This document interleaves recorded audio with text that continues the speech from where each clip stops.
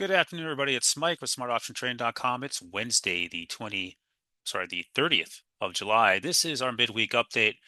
We have a little bit of a downtrend here established on the SPY. You can see we made a new all-time high back a couple days ago in the after hours. We haven't come close to it. We opened at a new all-time high that day, and we have not retaken it back.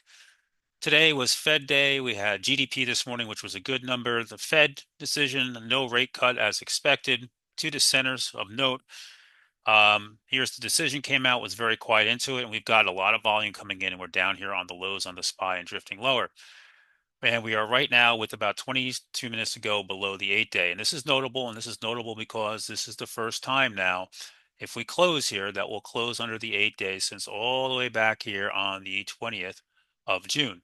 So we'll see if this holds. Now, we do have huge earnings tonight. We have Microsoft, we have Meta, Qualcomm, ARM, Hood, Carvana, Ford. Tomorrow night, the same thing, Amazon, Apple, Coin in there.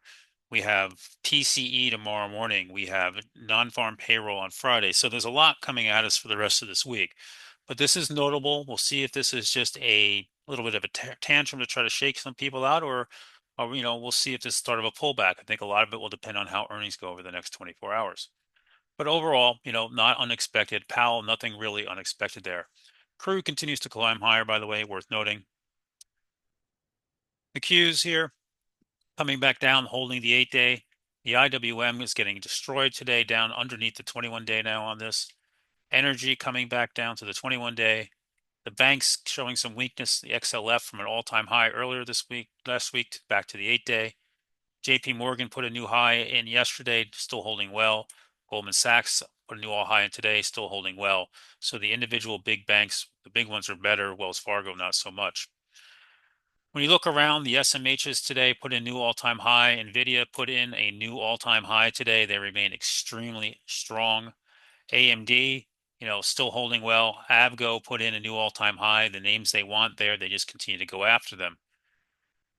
Google today, nice little mover again, back up, almost back to the earnings highs of the during the market. Was in some calls, got stopped out in this little yank. We'll revisit this tomorrow, but I'd like this to move higher. And honestly, if the market doesn't sell off, I like Google to go up and hit that all-time high of 207.05. We'll see if it can get there. But overall, holding well. Palantir strong again today, holding in fine. Oracle as well, holding in well. Hold the 8-day. There's still strength there. SOFI last night, quick little trade on this. Had a nice trade on this. SOFI last night announced a big offering, and they bought it back fairly aggressively. Not all of it, but they bought a lot of it back. I think that's good to see. It held the 21-day there nicely. Not the easiest of days to navigate. Fed days aren't. They're typically quiet. They're very low volume, especially in the middle of summer like we are here. So we'll see what we get tomorrow. Bottom line is, we'll see. If earnings are good and guidance is good, I expect the market to turn around and continue to try to push back up. If guidance is not good or just not enough here, we could get some little selling pressure finally in this market. We'll see. I still think we're in a raging bull market, so I'm not worried about anything, but a pullback would certainly be welcome. Hope you're all doing great, and I'll catch you guys live in the room in the AM.